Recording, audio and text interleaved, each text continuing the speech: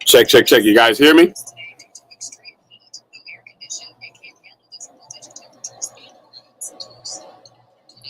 Let me see.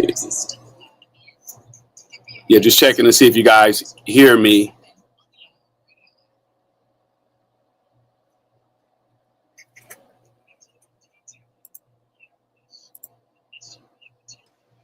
Yep, we can hear you loud and clear, man. Okay, so this is how we'll do it. I'll just mute myself. I mean, let me. You'll hear the studio, and you'll hear the song come in, and then I'll mute my mic, and that's your cue. All right, sir, we're live right now, Phil. No, we'll go in about 2 minutes. You'll hear the Prince America song. I'll give you the cue. I'll let you know. Like, I'll keep my mic open until, and then I'll let you know. I'll say 10 seconds, and then I'll have your mic live. Sounds good. And they say he looks slimmer. After the Lakers were eliminated in the first round of the playoffs by Minnesota, Coach J.J. Redick said some players on the team need to get in better shape. One of those players was Doncic, who the Lakers are counting on to be the new face of the franchise. Yeah. Doncic was under orders to commit to an off-season conditioning program. A new and improved Doncic will help the Lakers justify trading Anthony Davis to get him. The LA Sparks will try to snap a 3-game losing streak in the WNBA tonight in Chicago against the Sky. The Sparks are 4-10. Live coverage on NBA TV at 5 p.m. No debates, no speculation, just the info you need. That's your KBLA Sports Minute. I'm Ray Richardson. More news, opinions, and conversations when we come forward on KBLA Talk 1580. Yeah. At KBLA Talk 1580, we're proud to be celebrating 4 years on the air, but we know we could not have made it this far without you. We work hard every single day to curate conversations that will enlighten, encourage, and empower you. So, from all of us at KBLA Talk 1580, a big thank you for your love and support. You don't know how much you mean to me. And by the way, if your smartphone did not update automatically, be sure to download our brand new KBLA 1580 app. We think you'll love all the new features, including new ways to send us photos and video in real time. Whenever news breaks, while we're on the air, it's a new dawn, a new day for KBLA Talk 1580, and we're glad you're on this journey with us. I'm about to play our intro.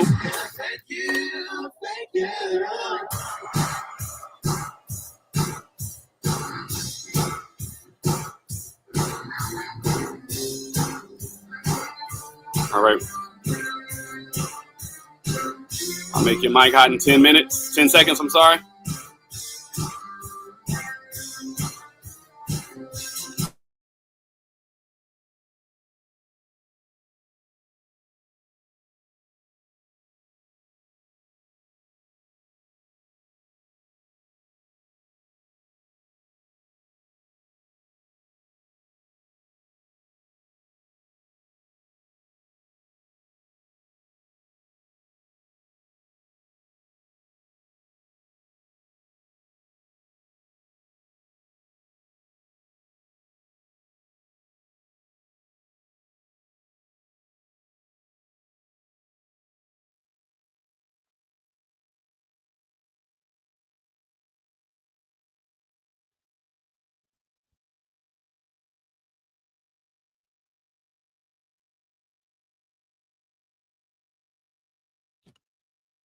I'm Jesse Jackson Jr. Welcome forward to the Jesse Jackson Jr. Show.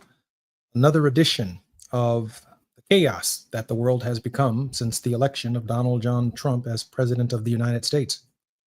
I hope the American people are paying attention to the pattern. The pattern of quick results, quick answers, create problems, then solve them, proclaim yourself the hero, seek the Nobel Peace Prize with forces in the Congress of the United States that are now sponsoring a resolution for a peace prize for starting a war.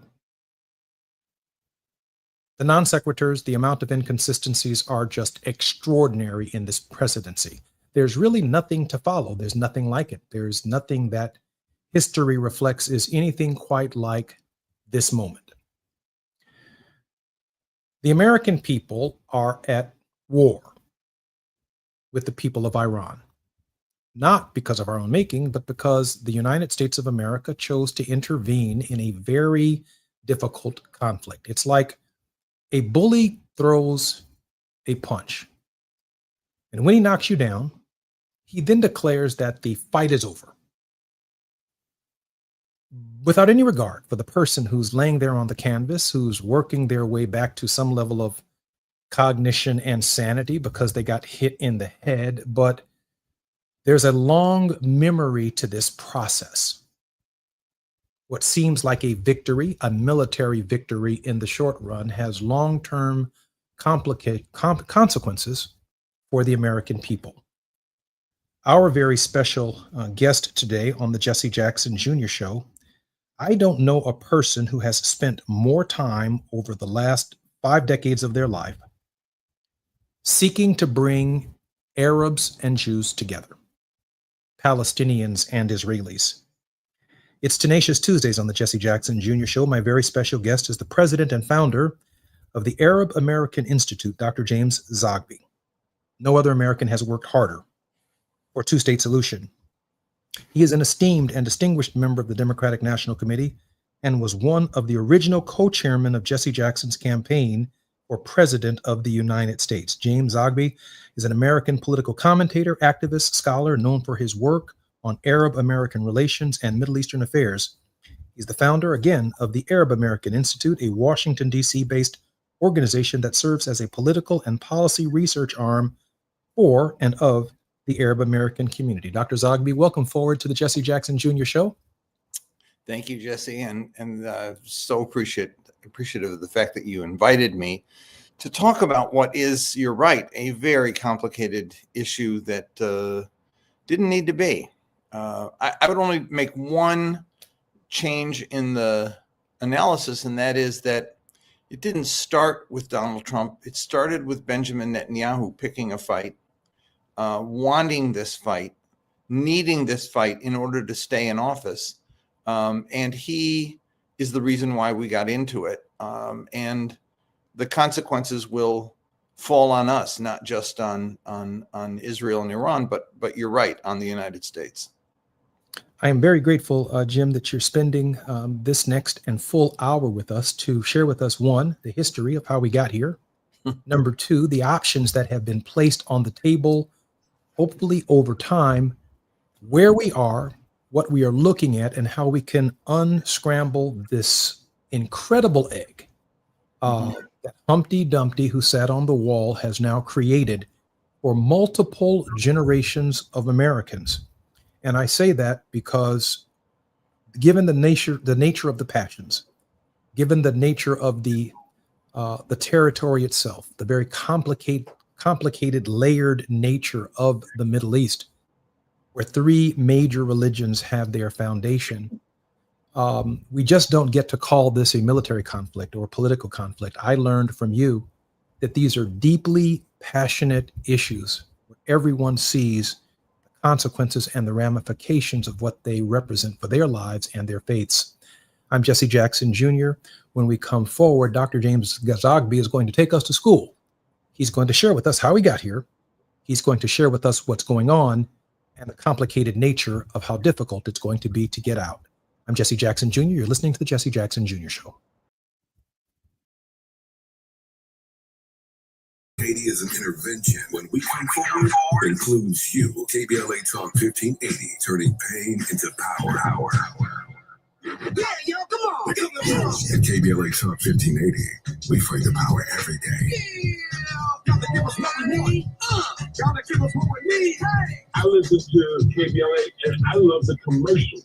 I know what the commercials mean. I also, if I'm looking and trying to figure something out, I need something to talk to me that might hit me. And it happens on TV because, you know, every time they show a sporting event, they got the pharmaceutical companies back to back telling people how to fix the sickness on the same stuff that they tell. So we get it. Yep, we get it too, Chucky.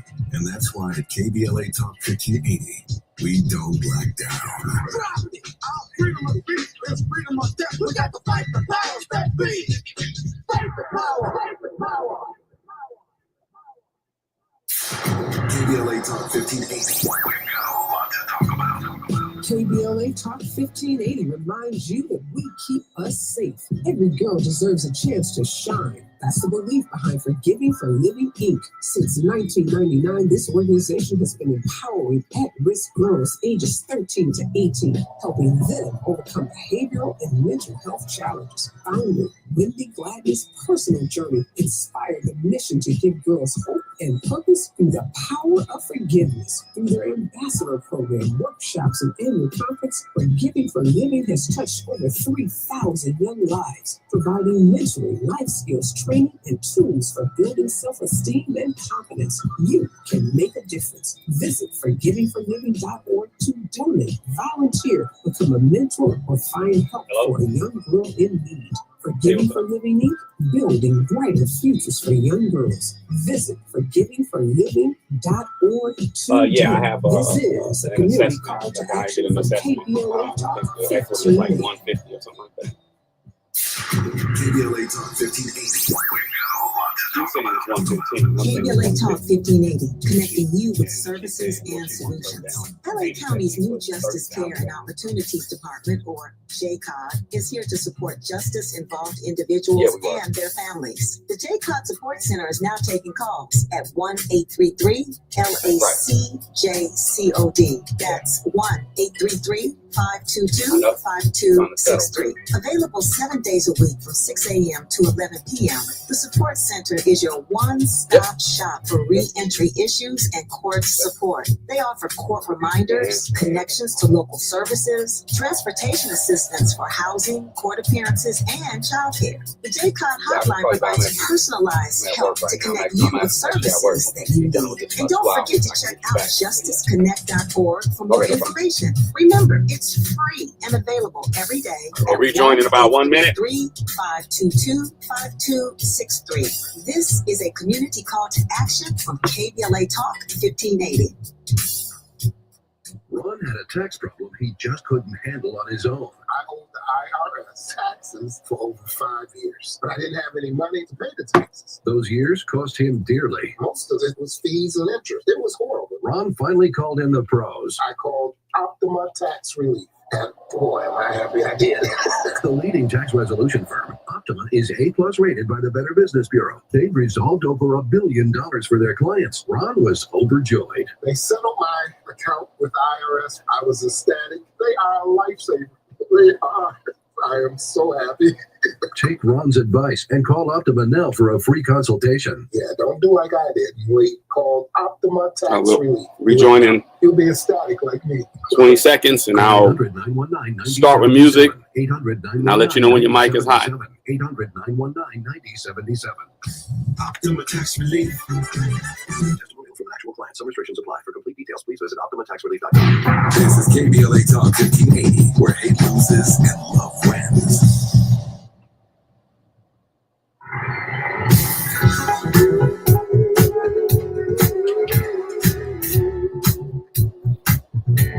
All right, I'll make you hot in 10 seconds.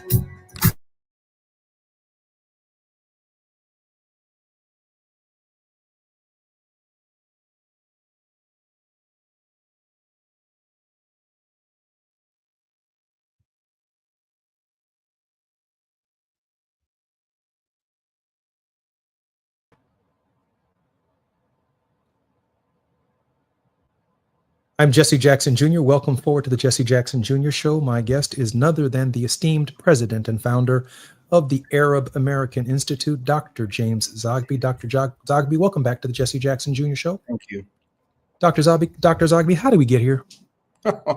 Well, go back centuries. There's been a conflict between non-Arab entities for control of the Arab world. It was a conflict between the Ottomans and the Persians, more recently Turkey and Iran. But in the middle of that came the British and the French after World War I, who carved the region up against the will of the Arab people. They wanted a unitary Arab state. They had been promised that, they thought, before the Treaty of Versailles. And what they got instead was the Sykes-Picot Agreement that cut the Arab world into pieces, created Lebanon, Syria, Jordan, whatever, and Palestine, and gave Palestine to the Jewish people in the Balfour Declaration. They gave away a land that wasn't theirs to a people who weren't living there. And the Arabs were furious, but the British did it for a reason. They wanted control.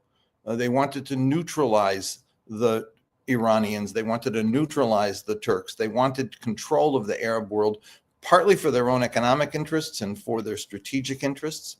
And they created the problem we've got. The founding of Israel and the expulsion of Palestinians is the wound in the heart of the Arab world that never healed.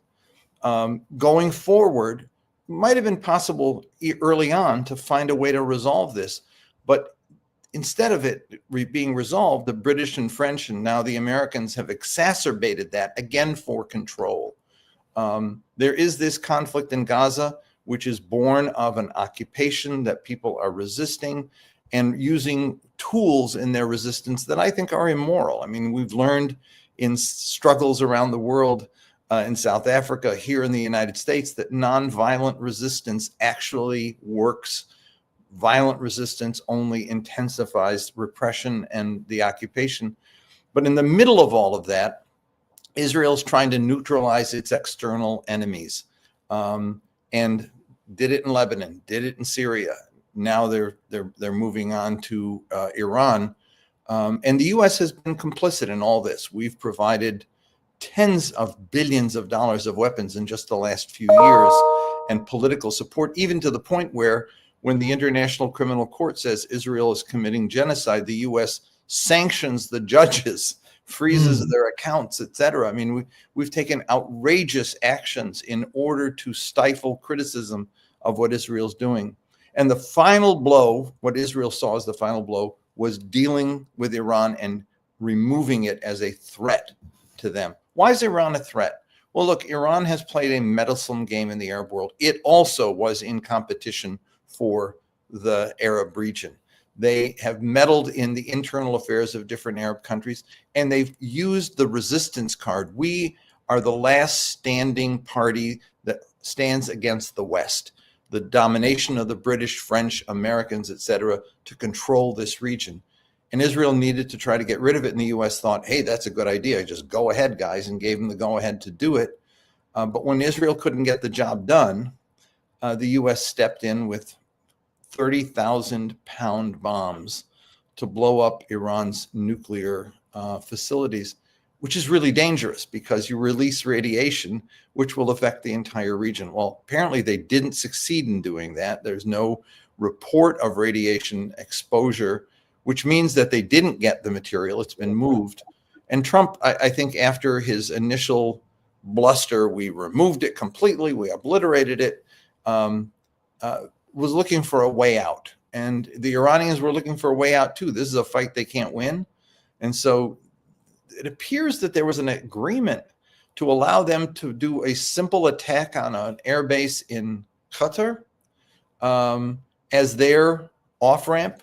And the U.S. took the off-ramp and said, okay, we're done. It's over. Let's have peace. And then said to the Israelis, cut it out. We're stopping it right now. So you're right. This is a war we helped start, and now we help finish. And he wants a freaking medal for it. But the point here is that this is not the end of anything. Unfortunately, it's not. We saw every time we've seen this happen, whether it was in Afghanistan or whether it was in Libya or whether it was in Iraq, when you disrupt the internal situation in a country, there are consequences that will live for decades. We don't know what comes out of this. If Iran is toppled as the leader of the resistance. Someone else is going to come along to lead the resistance, because there are issues that people still have. There is inequality in Lebanon. There is a sectarian regime in Syria that is, as we saw with the bombing of Christians just recently. There is an occupation in Israel, Palestine, and pretending that they're all not there, that they'll just go away because we took out Iran or we neutralized Iran or they no longer have the military capacity to deal with us, means that the leaders of the resistance will look elsewhere, find their leadership, their source of inspiration elsewhere. That's the tragedy. The solution is not to deal military blows, but it's to solve the root problems that create the resistance in the first place. That's inequality, that's sectarianism, and it's the Israeli occupation of the Palestinians and the disruption and the genocide right now being committed against Palestinian people. If that's not solved, we'll be right back where we are today in a decade from now, maybe sooner. Now, I want to try and connect a few dots here and let me know if I'm wrong. I don't believe that the first bombs that were dropped by the president without Congress's consent, let me be clear on that, without authorization from the Gang of Eight or from the United States Senate and members of Congress's basic notifications. I think the first bomb was dropped on the Constitution. And I think we got hints of it when the 3 university professors went to Capitol Hill. And they all essentially gave the same statement about combating anti-Semitism on campuses. All 3 of these university presidents lost their jobs. I think he dropped the bomb on Los Angeles and is willing to drop the bomb on other United States cities when he moved in 4,500 troops into Los Angeles, including, I believe, 700 Marines, real combat troops. Hard to believe that Marines are necessary on the ground to round up men and women who came across the border illegally. What do we need the Marines for in Los Angeles? They're presently there about 1 square mile, but they could easily be deployed across the entire city. Really to quell any kind of protests that might erupt from what we just saw in Iran, where the president acted without Congress. If there is a city that erupts in major protest, I think Donald Trump expands the U.S. military presence in American cities. And I think this is just the beginning of a major crisis. Dr. Zogby, please let me know if I'm wrong. No question. But I would want to go a step further and go backward. He's not the first president to have acted without Congress. And so he's continuing a tradition. Unfortunately, Bill Clinton did it. George W. did it. Barack Obama did it. There was no authorization to take out Libya. And while they did not use, although Bush did use the repression of the state with the Patriot Act and the roundups that occurred after 9/11, thousands of people deported. Most of them completely innocent of any crime whatsoever. They were just the wrong religion and the wrong from the wrong countries. Donald Trump is institutionalizing this use of state power and personalizing it in a way that is exceptionally dangerous. But the seeds have been planted. I remember poor Barbara Lee when she was in the Congress year after year trying to get a resolution to overturn the authorization of the use of military force that cowardly Democrats gave George Bush during his lead up to the Iraq War. And even during the Obama era, she would put that resolution forward. I was chair of the resolutions committee on the Democratic Party, and we were told, we can't do it. We're pulling that resolution. I said, she's a member of Congress. The White House, that was the Obama White House, didn't want it. So this issue of the erosion of congressional authority and the cult of the presidency is not new. Donald Trump is taking it, though, to new levels. And I think that is the danger here. Dr. Zogby, we've all been convinced, certainly when I was in Congress for 17 years, that the two-state solution was a way for Israelis and Palestinians to live side by side in harmony.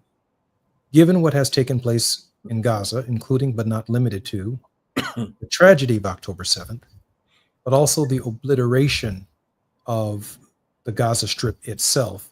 Is a two-state solution possible?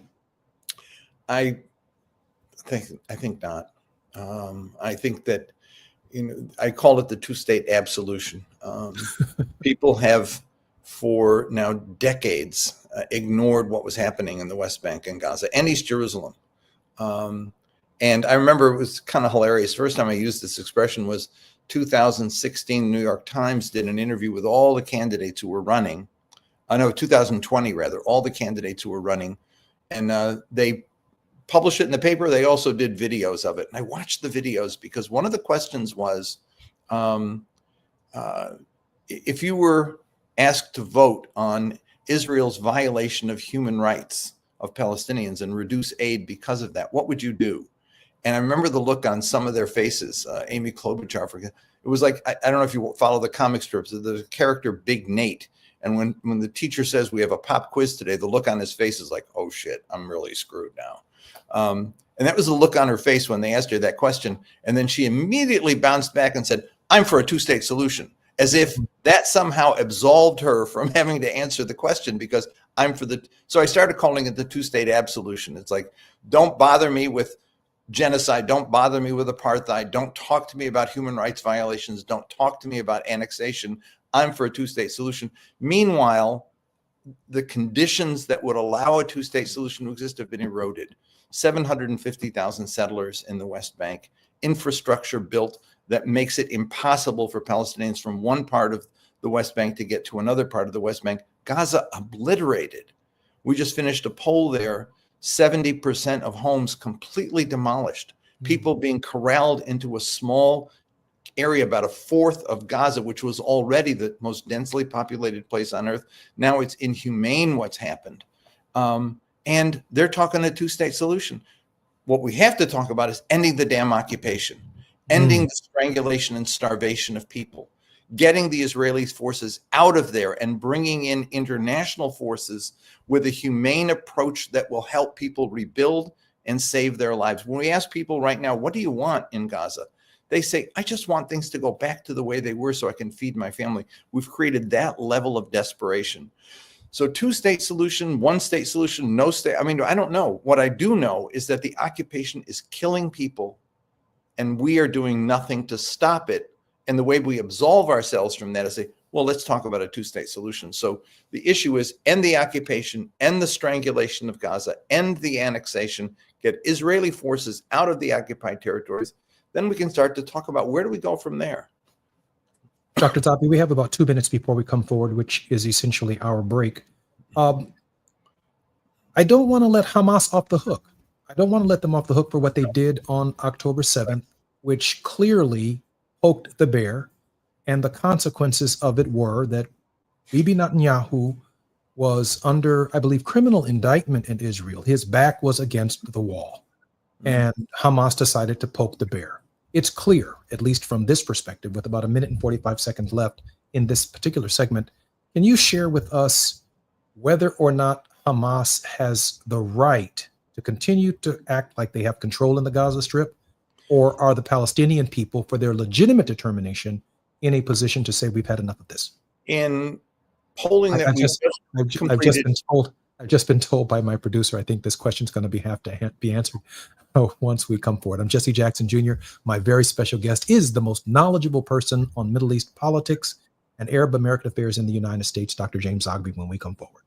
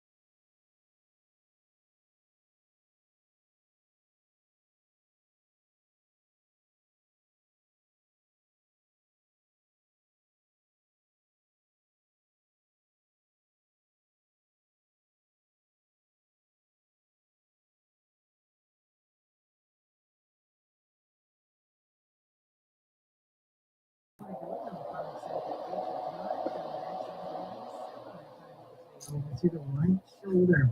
And on the 5 northbound, right at Glendale Boulevard. That right lane still shut down with that brush fire. Hopefully going to be opening that pretty soon. You've still got stop and go traffic, though, coming away from the 10. Downtown LA on the 101 southbound, right at 4th Street. That off-ramp partially blocked with an accident there. This is the KBLA Sports Minute with Ray Richardson. Lakers fans will be happy to hear this. NBA sources are saying that Luka Doncic has been incredibly committed to his off-season conditioning. He's on a strict diet and has been doing a lot of cardio training. Some people have seen photos of Doncic, and they say he looks slimmer. After the Lakers were eliminated in the first round of the playoffs by Minnesota, Coach J.J. Redick said some players on the team need to get in better shape. One of those players was Doncic, who the Lakers are counting on to be the new face of the franchise. Doncic was under orders to commit to an off-season conditioning program. A new and improved Doncic will help the Lakers justify trading Anthony Davis to get him. The LA Sparks will try to snap a 3-game losing streak in the WNBA tonight in Chicago against the Sky. The Sparks are 4-10. Live coverage on NBA TV at 5 p.m. No debates, no speculation, just the info you need. That's your KBLA Sports Minute. I'm Ray Richardson. More news, opinions, and conversation when we come forward on KBLA Talk 1580.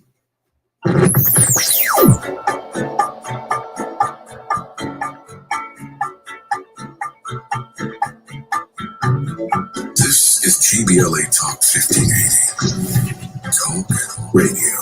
That's music to your ears. We're unapologetically progressive. KBLA Talk 1580. We got lots to talk about.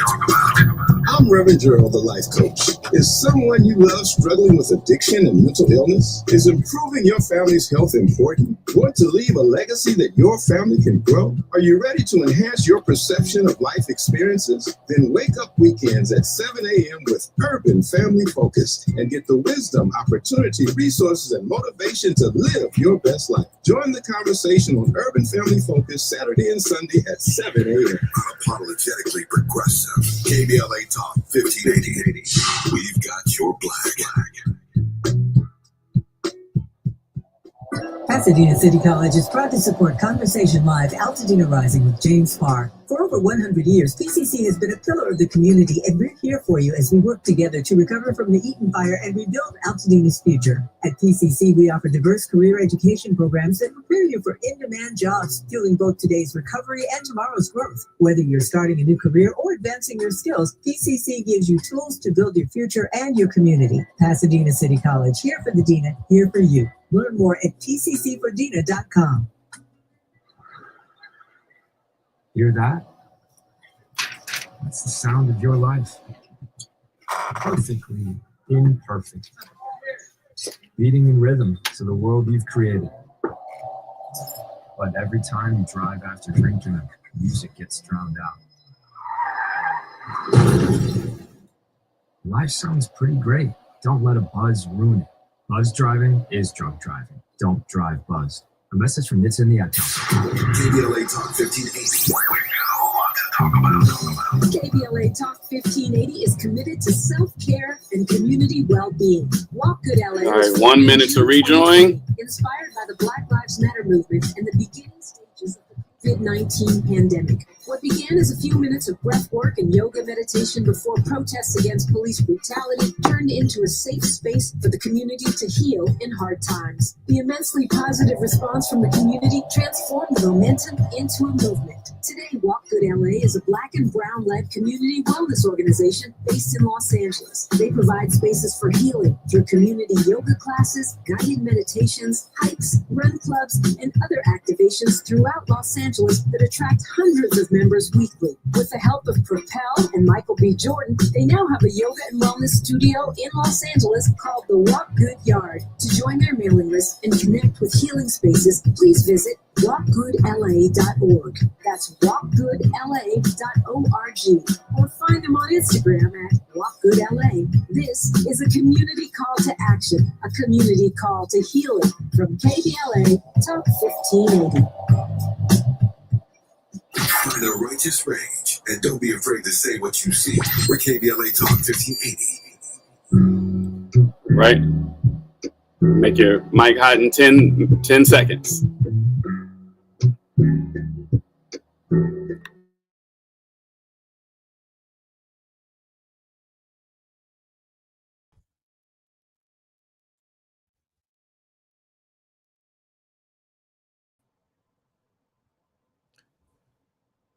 I'm Jesse Jackson Jr. Welcome forward to the Jesse Jackson Jr. Show. My very special guest in this hour is the nation, in my opinion, foremost authority on Middle Eastern politics, domestic politics for Arab Americans. Just no one has studied it longer, polled it on the ground in the Middle East more consistently than Dr. James Zogby.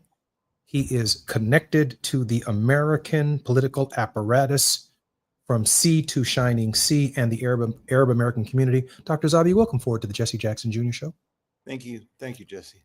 Dr. Zogby, just before the break, we talked about poking that bear. And October 7th poked, obviously, the Netanyahu bear.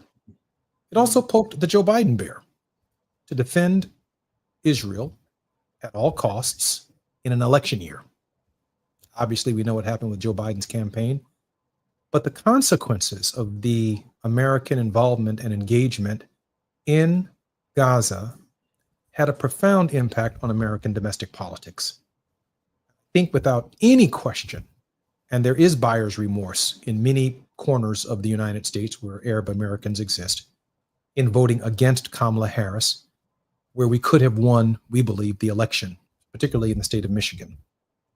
I say that to say that the past is prologue. We learn from the past, and there are things in the future that matter to the past. And here we have this unprecedented activity and expansion of Israel's military authority far beyond the initial event on October 7th. Does this change anything on the ground in the Middle East? Let me, number of threads here I want to pull apart, Jesse, from the last segment to now. First about Hamas. You're right. They kicked the hornet's nest or the bear, whatever you want term you want to use. And that has been a standard practice. I have opposed them from the 80s when they first got going. And I remember after the Oslo Accords, they did a lot of suicide bombings, born of desperation, to be sure. I mean, young 14-year-old kids don't commit suicide unless they're despairing and see no future, no hope. And that was the case. I mean, some had hope in the peace process, and Israel killed it right away. When I went with your dad in '94 to Jerusalem, we saw on the ground the Israelis would not let us hold a peace conference in Jerusalem at the hotel, encouraging Palestinians to support peace, surrounded the hotel with troops, wouldn't let us even go out of the hotel. It was shocking. And we talked to Rabin, we talked to Perez, and they both said, we can't let you do this. And when the stories came out in the paper the next day, it was like the old Soviet newspapers. The square was had an empty square because they took the story out. They didn't have time to reset the paper. They wouldn't even let the papers talk about it. But Hamas deliberately did this, preying off of the despair in order to provoke a response that they thought would catapult them into a leadership position. And it kind of did. People were angry and despairing enough that they said, you guys, maybe the other guys didn't do anything. They didn't deliver anything. And so Hamas won. And when they won, they actually did just as badly as they did before they won. They continued to provoke. We polled on this, and what we found in the most recent polls is that in Gaza, 4% of the people support Hamas. That's it. So the Israelis are saying, well, we've got to do this because the entire population supported. They didn't support. They didn't even vote for Hamas in the election in 2006 when they won. So that's that part of it. The second part of it is, where are we now? Where we are now is a situation where there is genocide. And it continues, 50 or so people a day. It's not in the headlines anymore because Iran newspapers can't walk and chew gum at the same time, I guess. What's happening there is just not a story. People have been forced to move as many as 10 times in the last 2.5 years. Families are dying of starvation. And Hamas is the only organized structure that remains on the ground. The Israelis have created this humanitarian foundation, which we're funding, U.S. funding, and killing people who show up to get food as a form of crowd control, shooting snipers, shooting 20, 30 people to kind of herd them into an orderly fashion. You create the starvation, you force people to go to these certain locations, and then you shoot them. That's got to end. And what Trump showed, if anything, telling the Israelis that they had to turn their planes around today in Iran, he could do that in Gaza. Biden could have done that in Gaza. Biden, I had conversations with his national security advisor, with his secretary of state. When we said, you got to have a ceasefire, they said that would be intolerable. And I said, intolerable? You mean you're willing to let more people die? And they said, well, there's no other option. They let that happen too long. Too many people, innocent people died. And the U.S. got a very black eye in the process. With regard to the election, we've done polling on that. And Gaza did have an impact. People who voted for Biden in 2020 didn't vote for him didn't vote for Kamala in 2024. And 29% of them said it was Gaza was the reason. And they weren't mostly Arab. There were a lot of young students, a lot of Black people, a lot of Asian people, a lot of Hispanic people and a lot of young progressive Jews were so infuriated by what Democrats had allowed to happen. They bit their nose off to spite their face. I endorsed Kamala Harris. I got blowback from my own community for it, but I said, you're going to regret this. And I know that Kamala Harris in her heart wanted to do the right thing. She listened to the wrong people, got the wrong advice, and made the wrong decision. She should have backed away from Joe Biden early on in this situation. What do you do now? What you do now is you have to get the Israelis out. You have to get them out and have them replaced by an international peacekeeping force, which the U.S. cannot be a part of. It's got to be Arab. It's got to be neutral, maybe African countries participating to stabilize the situation so that there's an organized force that is not Hamas, that is in Gaza, in the West Bank. You've got the West Bank is being ignored right now, but there are tens of thousands of people who've been evicted from homes that have been demolished by the Israelis as they try to consolidate their control over that area. If the Israelis aren't removed and replaced by an international peacekeeping force, this will continue for yet another decade at least. Jim, we've got about a minute and 30 seconds before we come forward. I do want to ask you this question. For decades, we've been saying that America must be seen, must be perceived, and must actually be an honest broker in this process. Is that the case any longer? No, it's not. And frankly, I don't think anyone would believe us if we were. The only thing we can do is tell the Israelis, stop, get the hell out, or we're cutting you off. That's got a snowball's chance in hell of happening, given the way Congress is so cowardly in this regard. But maybe Donald Trump might have the guts to do it, just like he just did with stopping Israel and Iran going at each other. I don't know. But I do know that if the U.S. were to convene a peace conference, no one would believe it's a peace conference because we have so sullied ourselves. It's sort of like, asking Liz Taylor, are you going to be faithful this time? You get a couple shots, a couple bites at the apple. At some point, they stop believing you. And I think people just stop believing us right now. I only have about 30 seconds. Is there any honest broker left in the world who can pull both sides together and have an honest peace conference? There is. I mean, there's the UN, but the UN is, if any tragedy has occurred since the Biden administration in particular, but also Bush, going back there, is that we have so destroyed the architecture of diplomacy that came out of World War II, the UN, international law, the Geneva Conventions, things that mattered, where the world said, we're not going to do this again. We've got to stop. And so they created this architecture. We've dismantled it. It no longer exists. UN is a joke. But if it were empowered, it could actually make a difference. I'm Jesse Jackson Jr., listening to the Jesse Jackson Jr. Show. Our very special guest is the most distinguished Dr. James Ogby, Arab American Institute president and founder. When we come forward, some final thoughts.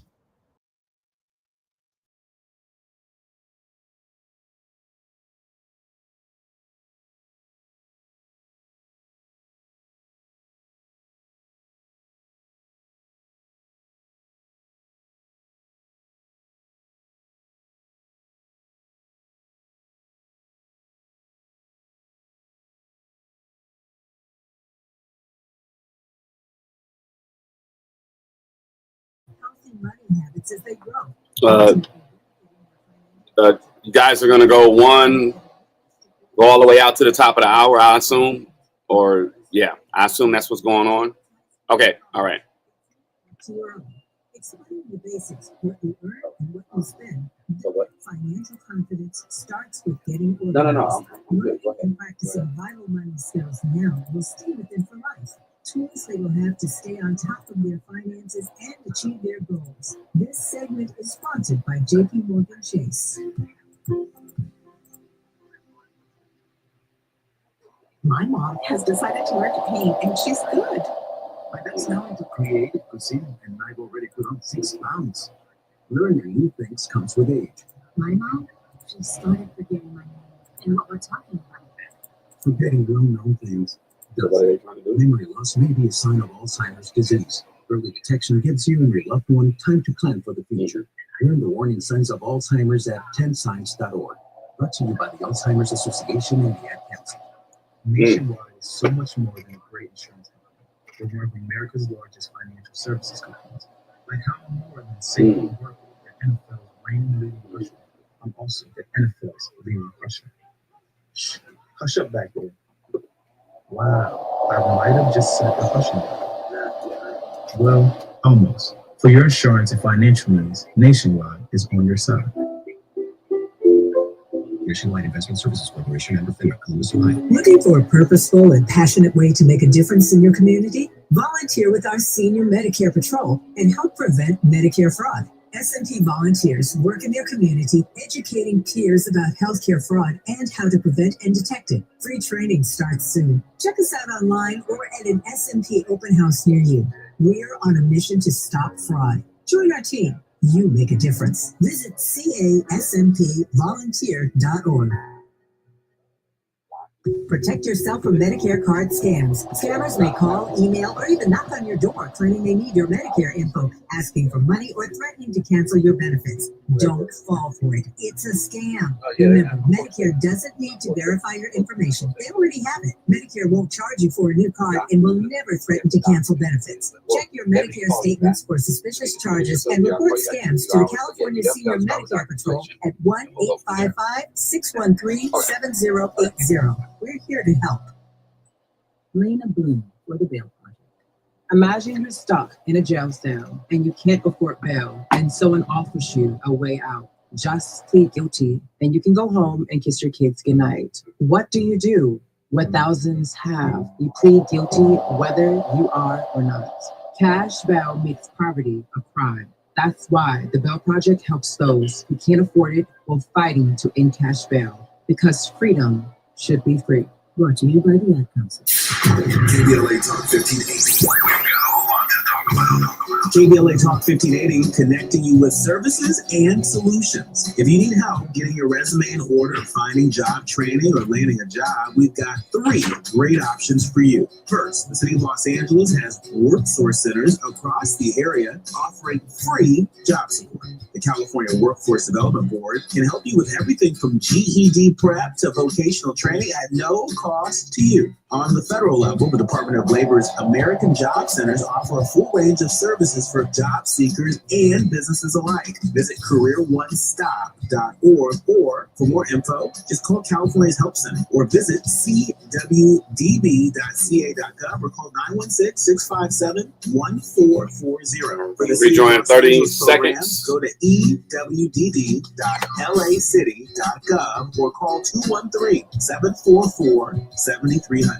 All of these services are free to help you get your next job. This is a community call to action from KBLA Talk 1580. We're not for everybody, but we're for everybody. You're listening to KBLA Talk 1580. All right, make it hot in 10 seconds. Hold on. Go ahead, you guys.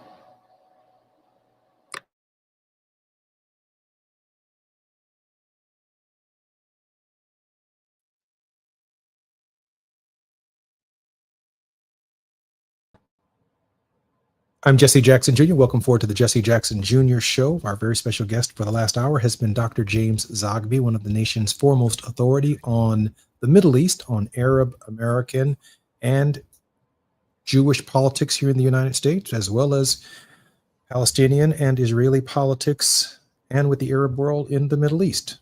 A fairly amazing biography for his extraordinary work. Dr. Zaipi, welcome forward, and welcome back to the Jesse Jackson Jr. Show. Thank you. Dr. Zaipi, I have two questions. Read that bio and you say that stuff, and we had entree and input in the Clinton years. They listened to us. Biden didn't listen to anything, and never had a meeting in the White House. Never. And Obama didn't do much better. They're surrounded by a group of guys. Your dad used to call them the smart ass white boys, except they're not all white and they're not all boys. Anyway.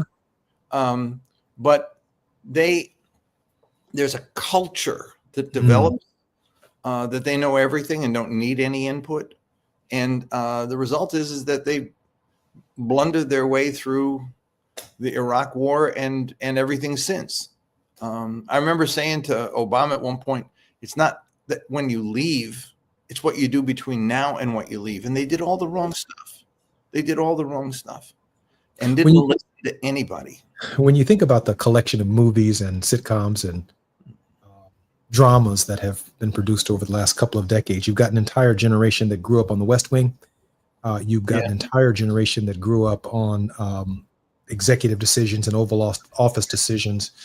And the real tragedy, in a real sense, is that's what they think presidential leadership is. And that's where it comes from.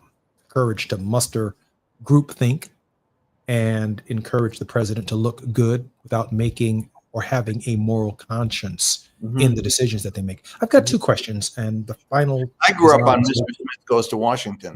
That was no problem.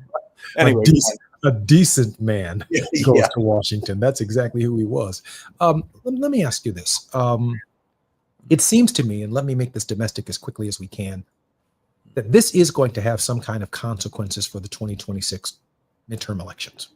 I don't know what form it's going to present itself. I suspect a bunch of resolutions on the floor of the Congress supporting Donald Trump, bombing Iran, offered by AIPAC, lobbied Donald Trump, the Nobel Peace Prize, all of this stuff to put Democrats on the record to show which side of this conflict were you on.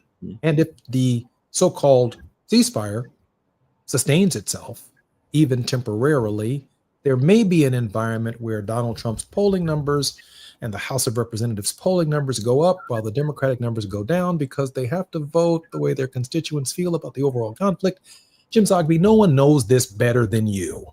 What are the consequences of what we're looking at for the 2026 midterm? Look, the issue is, are Democrats going to bite the bait? The Republicans, you're right, they want to make a $250 bill with Donald Trump's name on it. They want to change Dulles Airport to Donald Trump Airport. They're going to throw out all this stuff just like they did with trans bathrooms and all that stuff. They're going to try to make the battle on the ground they're most comfortable with. We need to not bite the bait and keep focused on the issues that matter to most of the American people. In foreign policy, they know Israel was wrong. They know that bombing Iran was wrong. They know that. You can just say that and put it aside and then focus on, what are you doing about Medicaid? What are you doing about Social Security? What are you doing about housing? What are you doing about dreamers, about kids who grew up here?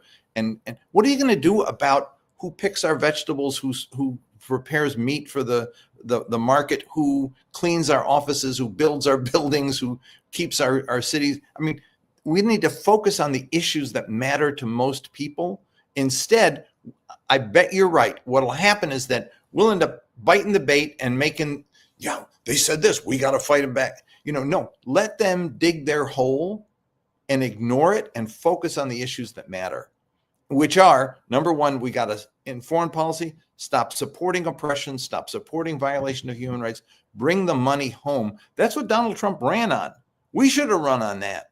We don't need a bloated defense budget. We don't need a foreign aid budget that is focused mainly on military supplies to countries that abuse those military supplies.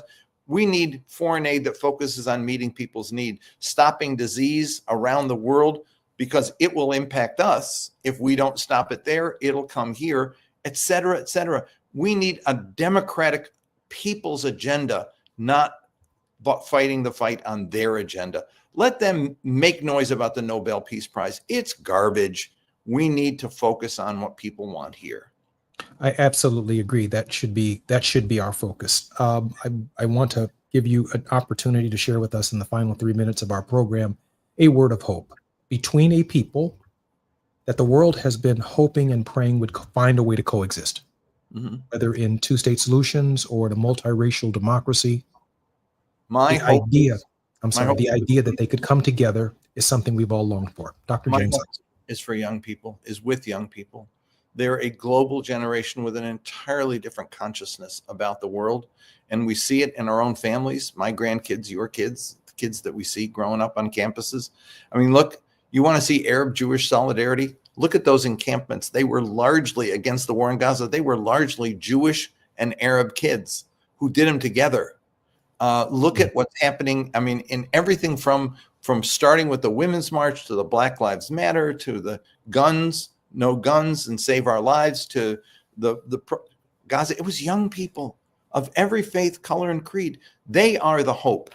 There is a change of consciousness that we need to build on and give hope to.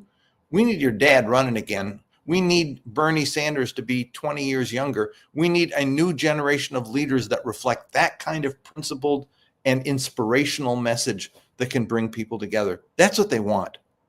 That's what they want. Our very special guest has been Dr. James Zogby. Dr. Zogby, welcome forward to the Jesse Jackson Jr. Show. Grateful for you being here, and you're welcome back anytime. It is an honor to be with you. Thank you, Jesse. Thank you so Dr. Zogby. I'm so grateful for your leadership. Thank you. In these final moments of our program in the first hour, I do want to say that Dr. James Zogby has been a source of hope over many, many decades. The importance of bringing people together against or across political lines, racial lines, religious lines, in an effort to build a common unity, to build a community. How difficult it has been. It's tragic when all diplomacy ends at the end of a rifle, at the end of a bomb, at the end of military might, which does not make it right. There are short-term victories in military battles. We learned that at Gettysburg. We learned that at Appomattox. But the fight continues. It showed up on our doorsteps on January 6th with Confederate flags running through our democracy, interfering with a presidential election process. We are part of a process, not just an event.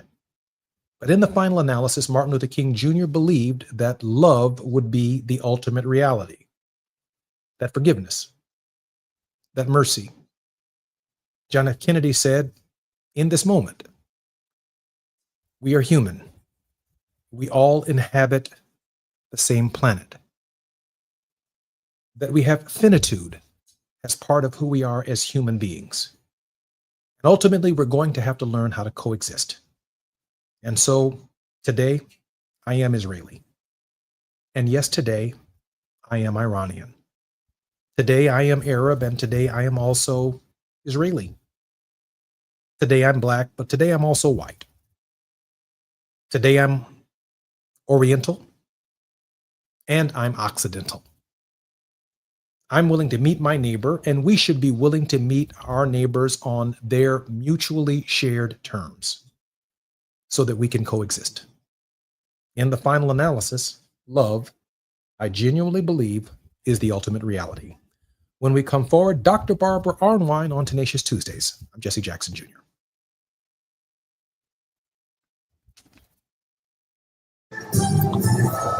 I'm Ava Payton with BIA News Now. New York City officials want changes to the raise the age law, which sends most 16 and 17-year-olds to family court instead of criminal court.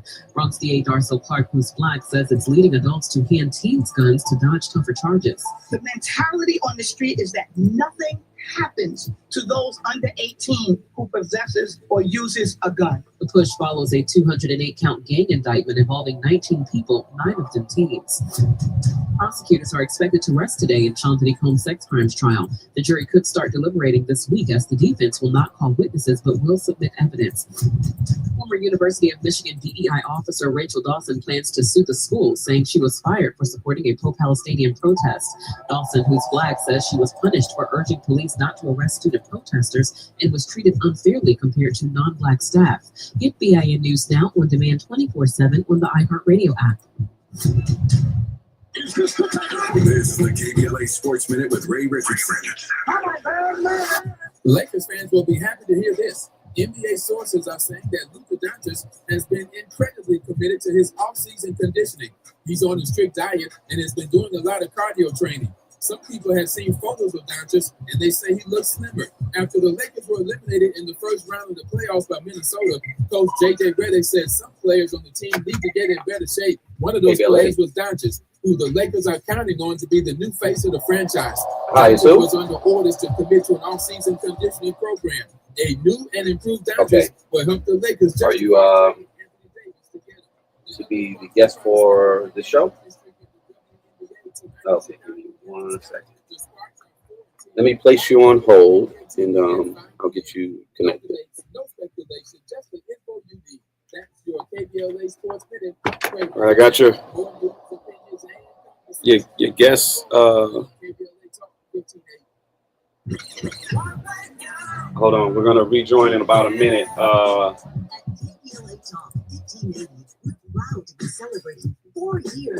I gotta get. Hold on 1 second.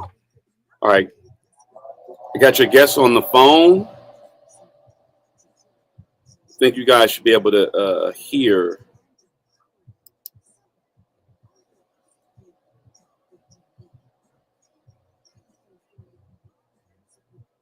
Hold on.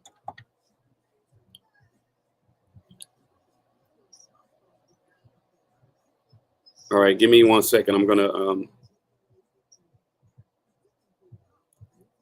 get everything started with music. Just give me 1 second.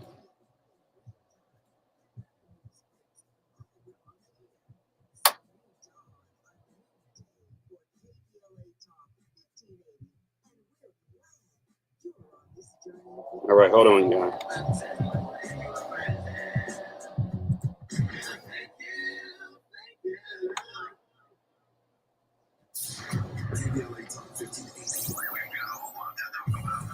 KBLA Talk 1580, connecting you with services and solutions. The Autopsy Initiative provides a second autopsy free of charge for victims' families who have lost their loved ones due to a police-related death. All right, hold on, you guys. The initiative include the completion of a second autopsy, disclosure of preliminary findings, and a final autopsy report. A police-related death is when an individual is harmed by police officers using deadly force, which results in an individual's death. Police-related death.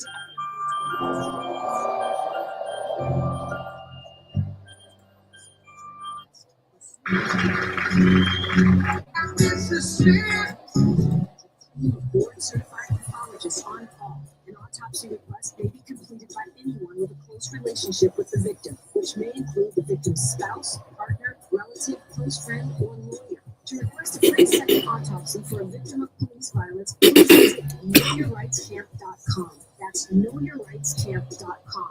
Then click on autopsy, then click on request. All right, I'm going to start with music in 10 seconds, and then I'll make you guys hot in 10 seconds after that. From KBLA, Talk 1580.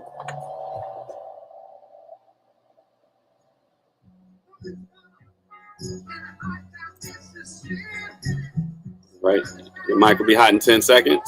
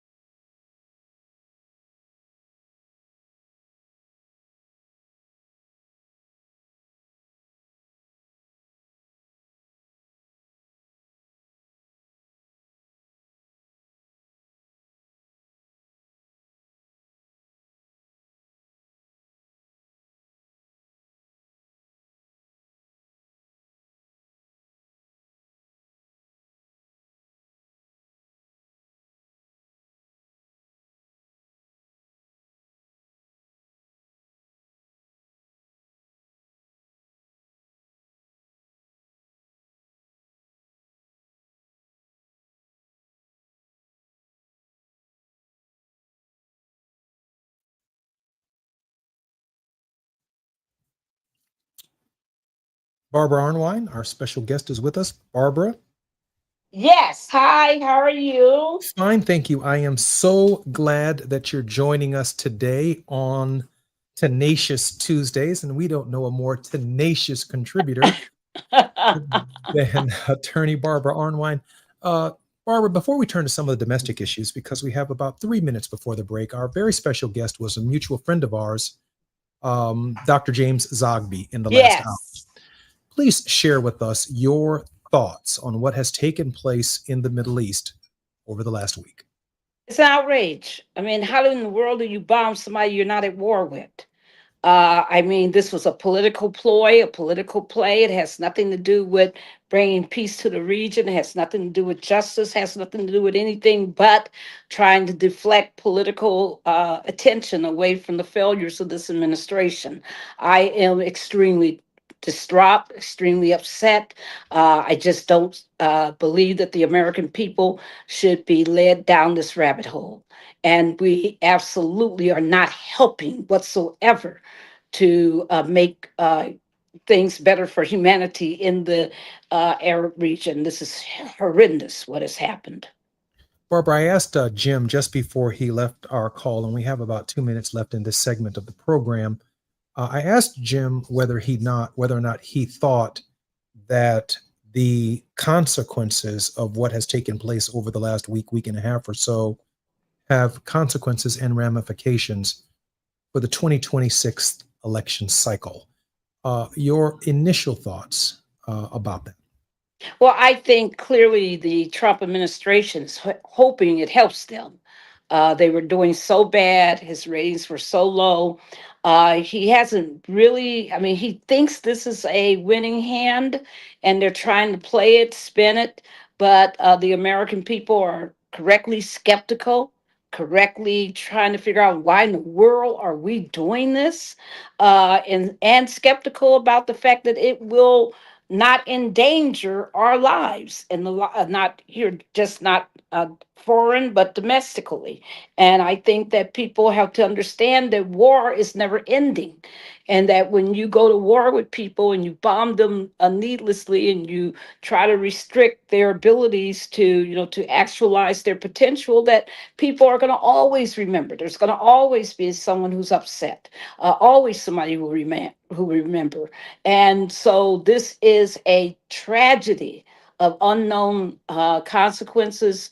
We really should not be engaged in this war. It's not ours. And it really shouldn't be happening, period. We should be urging, peace, but not peace with and under the threat of, some kind of knife cutting somebody's throat. You're listening to the Jesse Jackson Jr. Show, one of our great contributors every Tuesday on the grind with Barbara Arnwine on the Jesse Jackson Jr. Show. She's going to give it to us straight. She's going to give it to us clear every single time. She's one of our community and the civil rights community and the human rights community's most serious lawyers and advocates, from Capitol Hill to the Supreme Court of the United States. Our very special guest in this hour is none other than the tenacious Barbara Arnwine, who is on the grind with the Jesse Jackson Jr. Show when we come forward.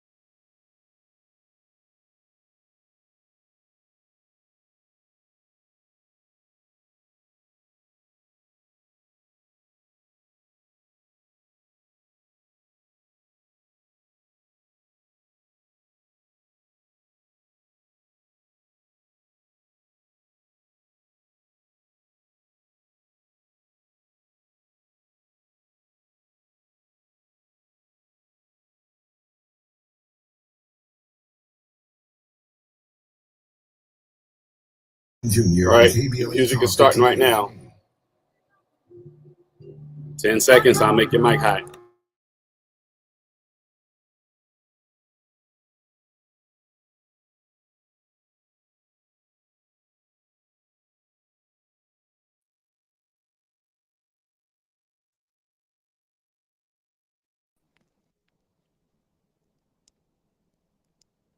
I'm Jesse Jackson Jr. Welcome forward to the Jesse Jackson Jr. Show. It's Tenacious Tuesdays with our most tenacious contributor on the grind with Dr. Attorney Barbara Arnwine.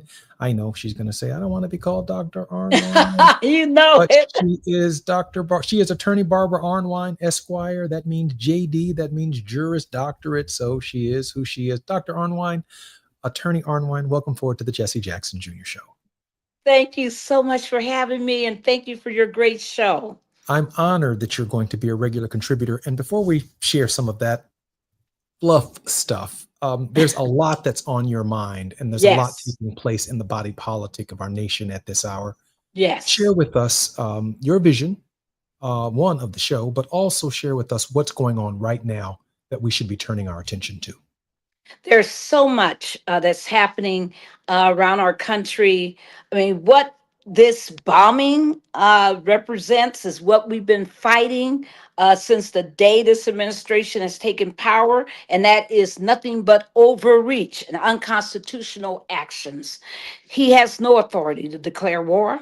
He has no authority to be bombing somebody we're not at war with. So we're just seeing this over and over. All those hundreds of executive orders that he has issued, most of which have been challenged successfully because they're unlawful, they're unconstitutional. It's just overreach. It's this whole notion coming out of Project 2025 of what they call the imperial executive, which means that the executive, instead of having the balance of the three branches of government, Congress, judiciary, executive, the executive is in charge of everything, and that everybody should bow to the executive. So this is a absolutely un-American concept. It does not purport with what the Constitution itself demands. But instead, this administration is just hell-bent, and there's no other word to it, to just exercise unfettered power, raw political power,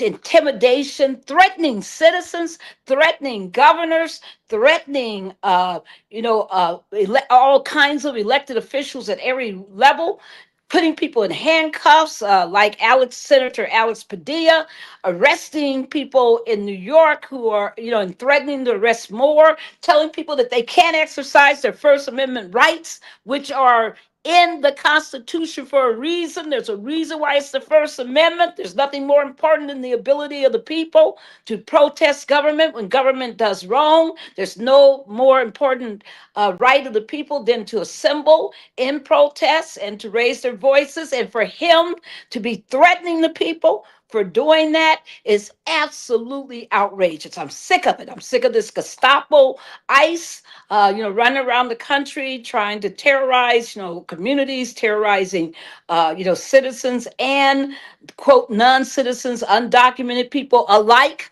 I just think that the damage that they've done to the federal workforce is absolutely outrageous. People are being denied benefits, are being denied the protections that this government was set to put up to help for the people.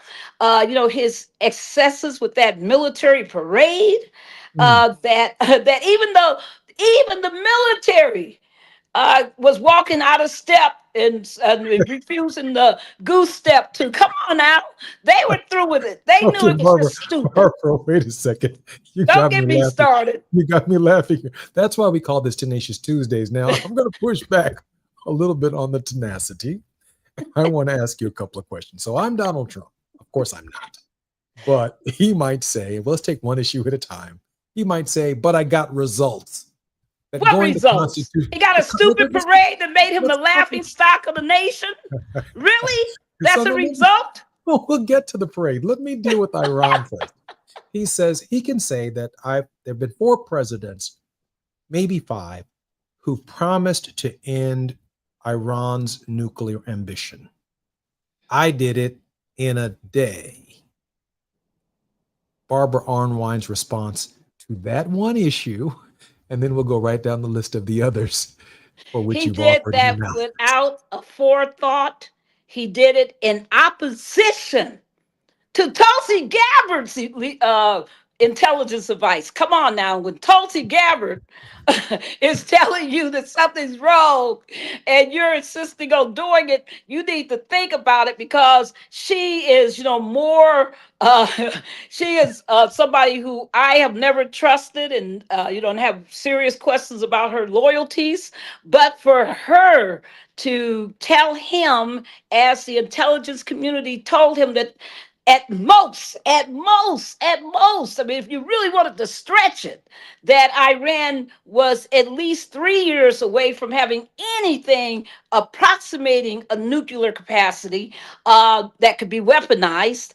And after the bombing by Israel was at least 12 years out, then he just decides to override her advice and that of the intelligence community, and just to do what he feels like doing.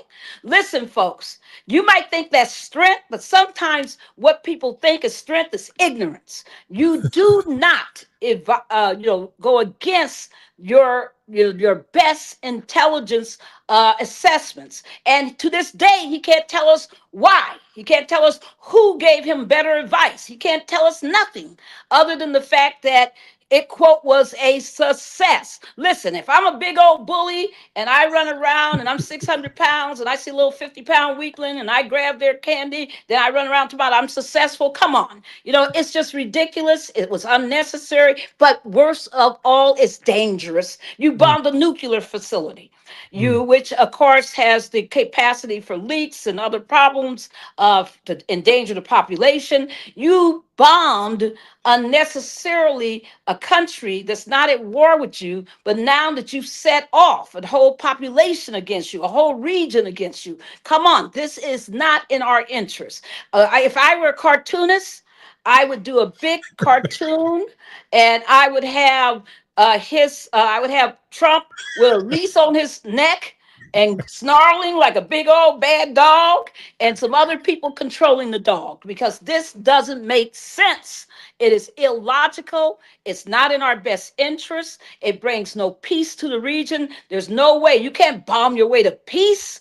This is just the worst thinking, the worst actions. There's a reason why Obama didn't do it, a reason why Biden didn't do it, a reason why Bush 1 didn't do it, a reason why Bush 2 didn't do it, a reason why Trump 1 didn't do it, because it doesn't comport. It doesn't make sense. It was an absolutely illogical, very poorly exercise of judgment. I mean, we got nukes, we got bombs, we got as the U.S., we have all of this stuff, but power isn't in your raw exercise of it. It's in your intelligent moves to make sure that you're using all of your power, including your soft diplomacy power. He tore up the agreement, right? He tore up the existing agreement with Iran, and then talking about why won't they come back to the table? If somebody slaps you back and forth, do you go back to get more of it? Come on, people. Come on. Okay, you asked me. Barbara, let me give you the next issue. Okay, that's good. I mean, you knocked me out of my chair. I asked you to push back, and then I'm sitting here trying to get up off the ground. So let me give you the next one. I promised I'm Donald Trump, right? But I'm not. I promised I'm going to reduce the size of the federal government, that my Department of Government Efficiency has run through every major administrative agency, tore it up, and now I've got this big, beautiful bill to make everything permanent. Barbara Arnwine, let him have it. DOGE, Department of Governmental Efficiency, has been a failure, everybody. You can cut all the staffing you want to, but you should do it intelligently. Like if I want to cut my budget, do I go and just say, well, I'm just going to cut, hundreds of dollars from everything. Instead, I got to prioritize food. I got to prioritize, my housing. I got to prioritize, my transport. I mean, you prioritize, you think out, you plan, and you don't just do something overnight whimsy. You don't bring in people who have no clue, no orientation, never been in one governmental role in their life to quote, make major changes to the government.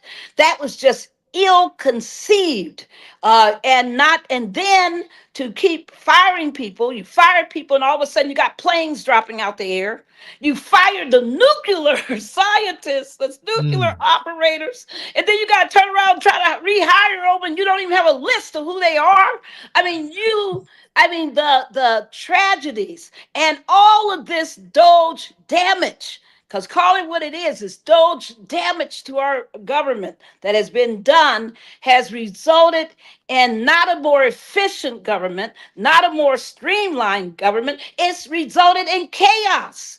Chaos. Mainly, people are holding stuff together with glue and rubber bands and bubble, all kinds of bubble gum. I mean, this is not the way you want a government to operate. I just think that one thing I've said from the beginning when I've been on this show, these people are genocidal.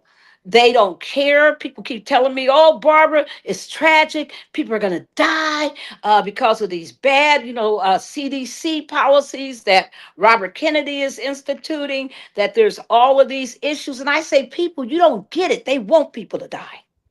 They absolutely have no investment in your living, no investment in your best health. They don't give a darn. This is not what they're about.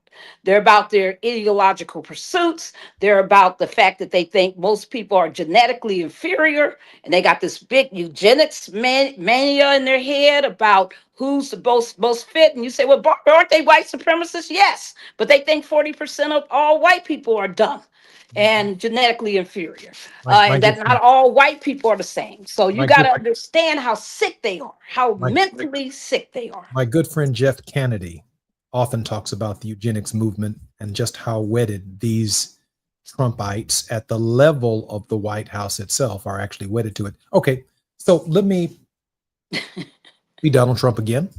Oh, Lord.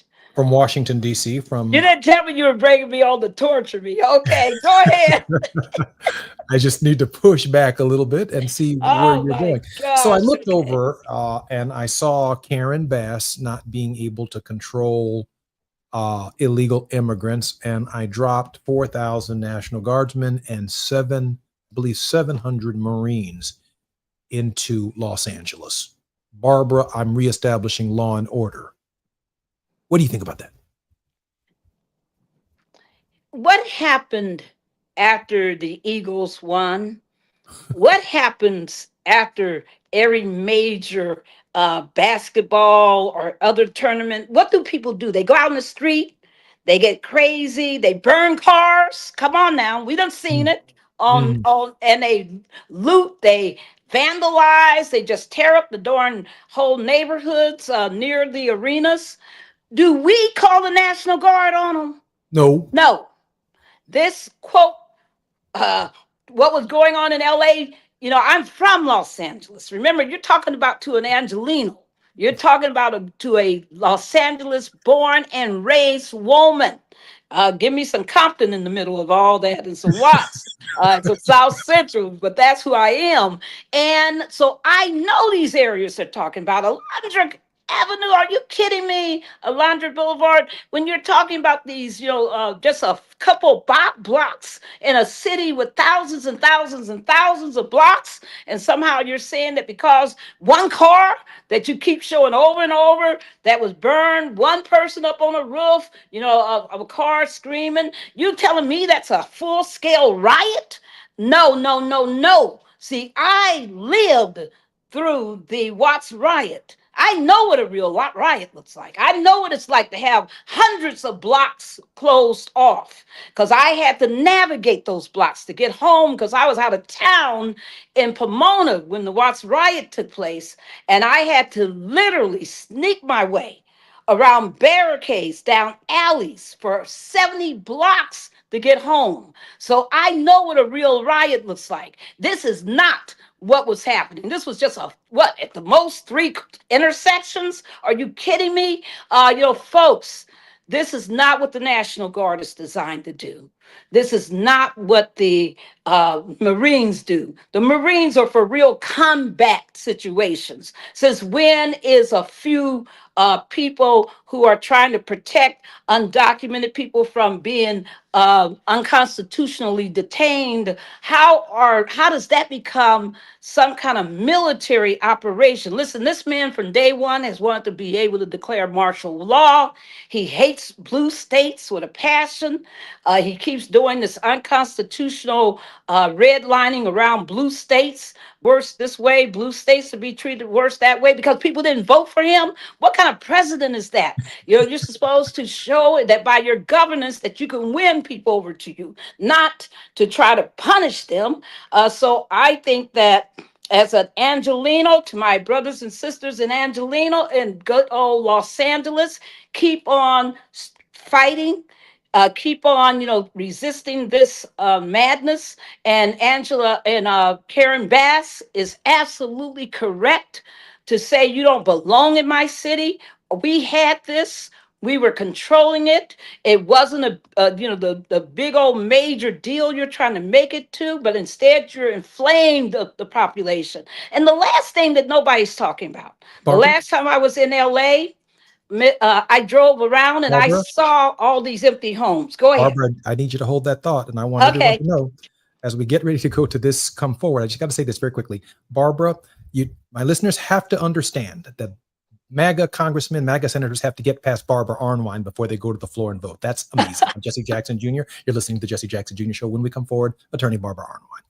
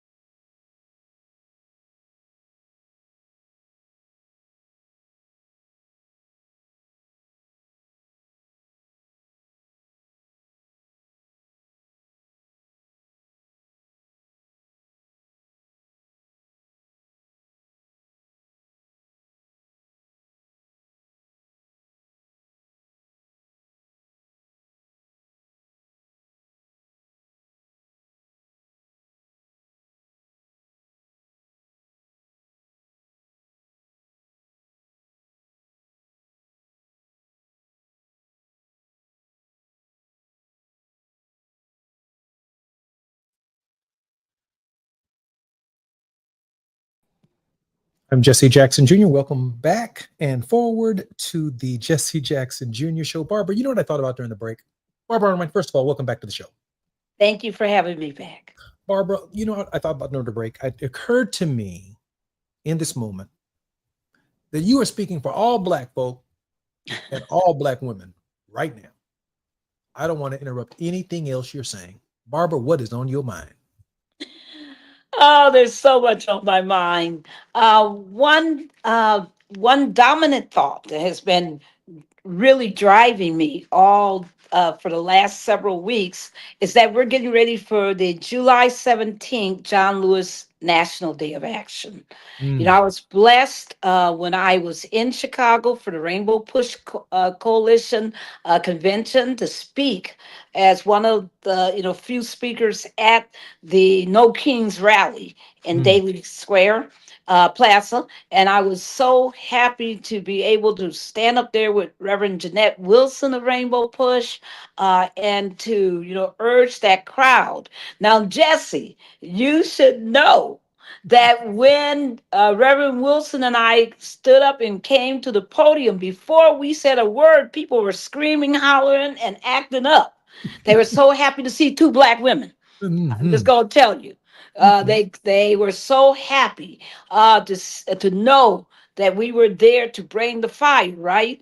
And Reverend Wilson was brilliant. I mean, she gave a beautiful speech, and I did my thing to rally the crowd, and there were just beautiful speakers all around. And then as we got ready to march, Reverend Jackson showed up in the wheelchair.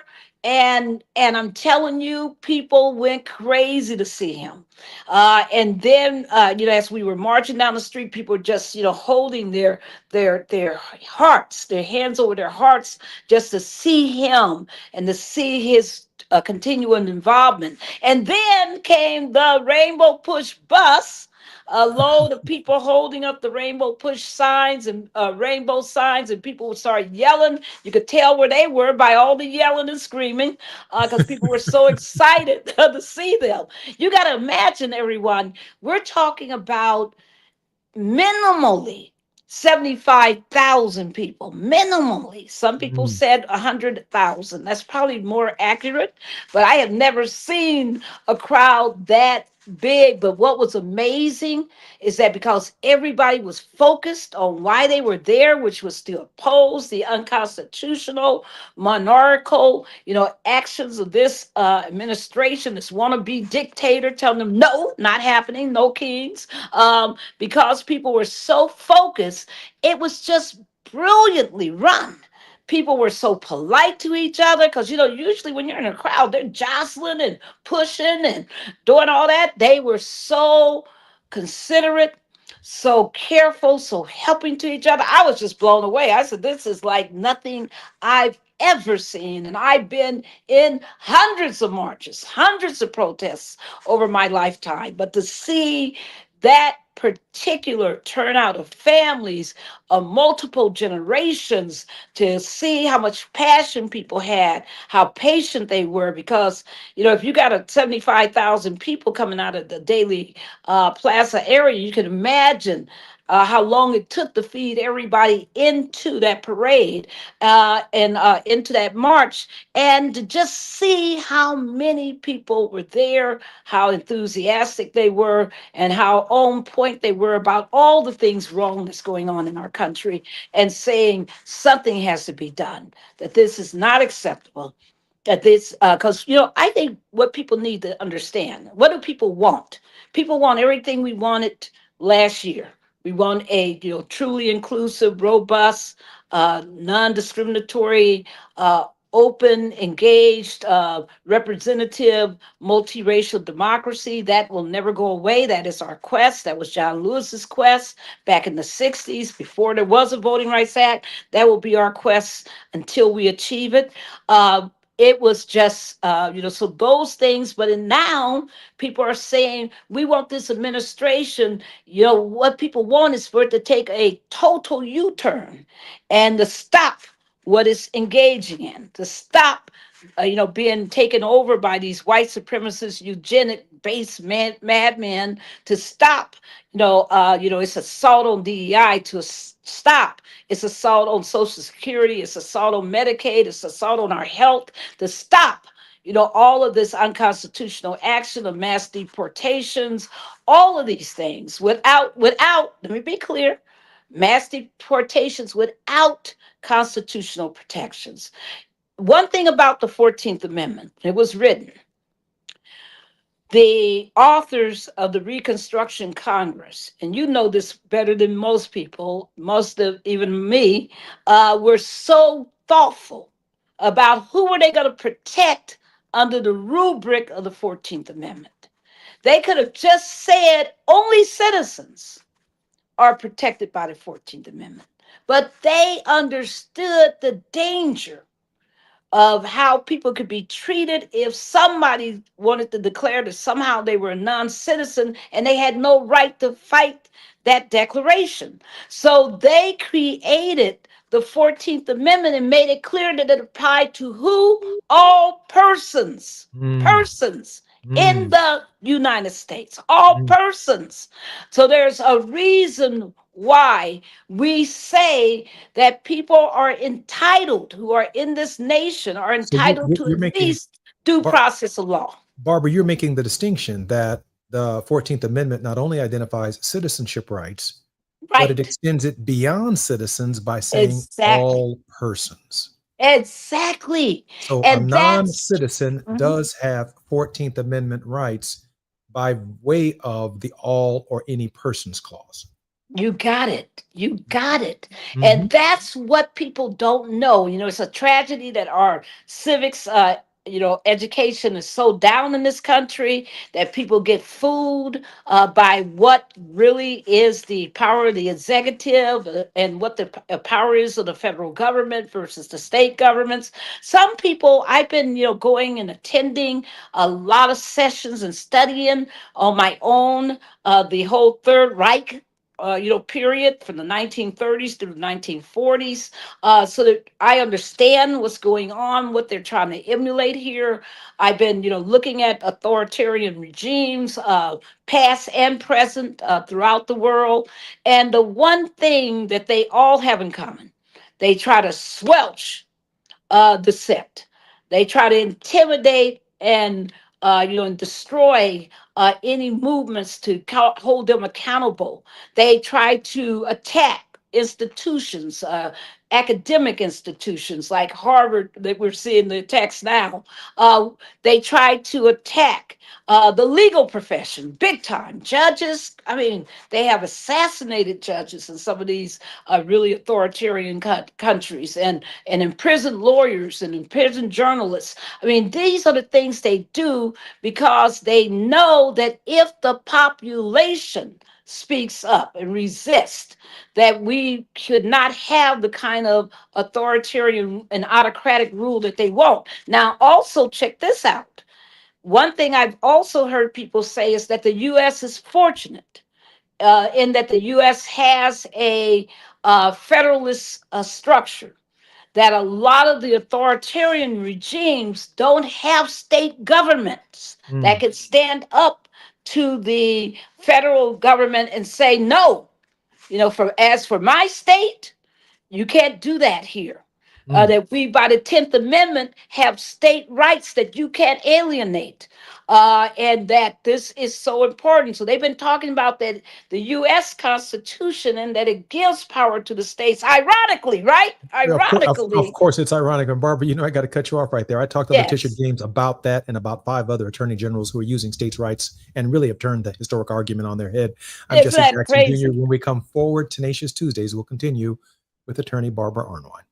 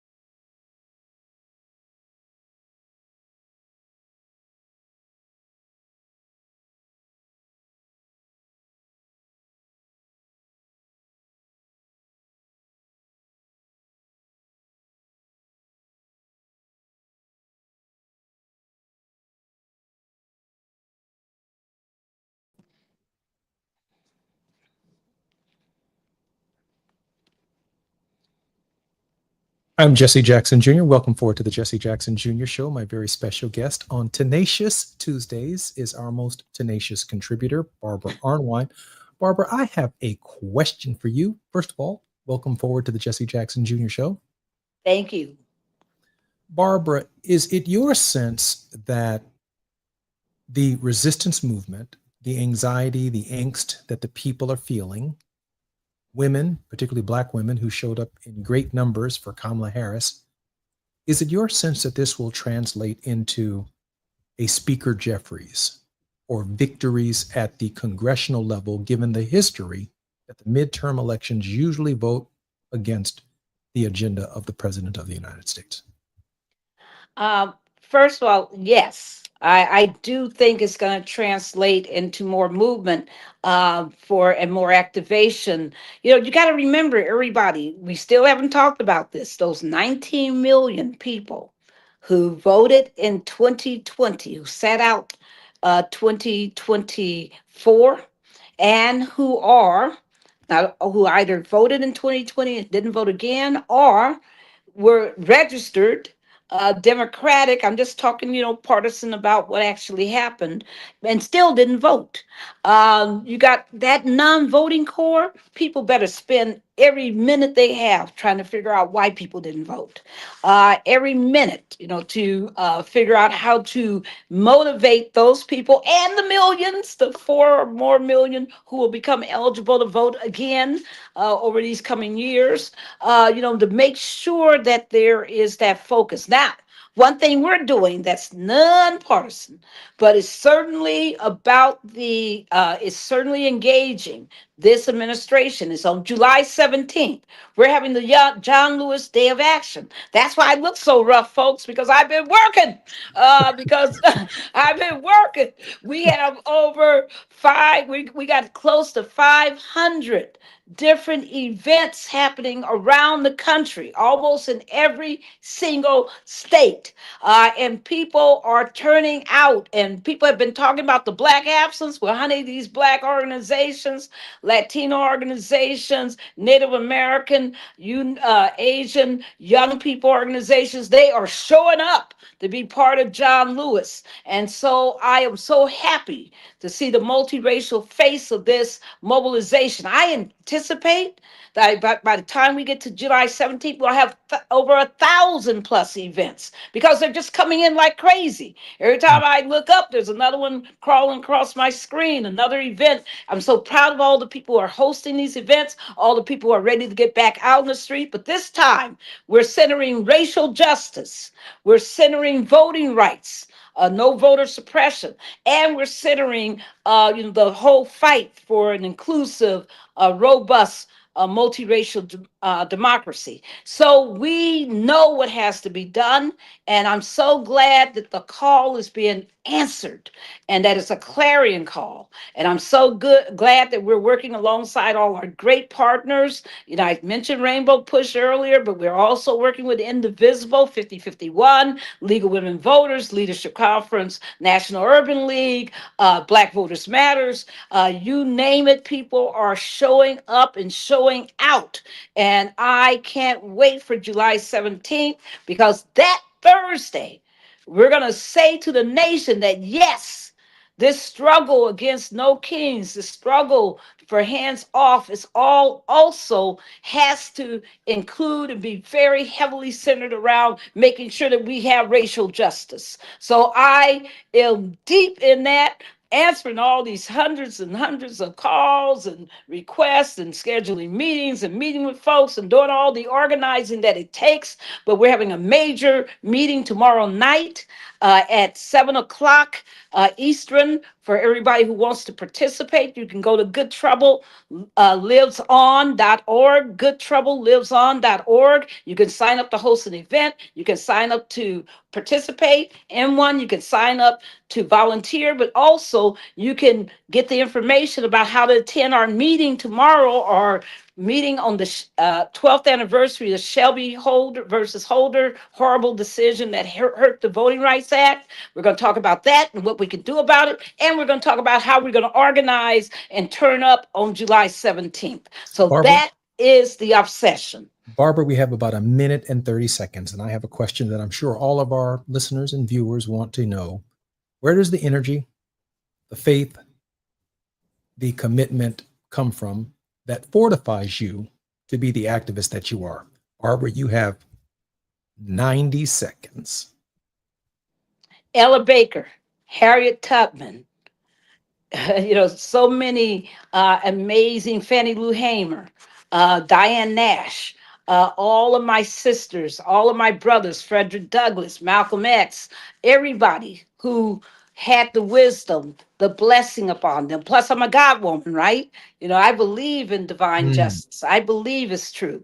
And I believe that nothing happens without us personally being involved. And so I am a blessed woman that I carry these spirits in my heart, and I let it just give me the energy, the insight, the wisdom to be involved in this struggle. And I'm inviting everybody. Let's all get in. Let's all do what we're capable of doing. We are all needed. This moment calls for all of us to be out there on the front lines. It's Tenacious Tuesdays with Barbara Arnwine. On the grind, she reached back and grabbed the ancestors and shared with you where her faith, her energy, and her commitment that fortifies her during difficult hours comes from. I'm Jesse Jackson Jr. You've been listening to the Jesse Jackson Jr. Show. Until tomorrow, we'll be with Todd Yeary, 1 foot in the pulpit, 1 foot in the courtroom. I'm Jesse Jackson Jr.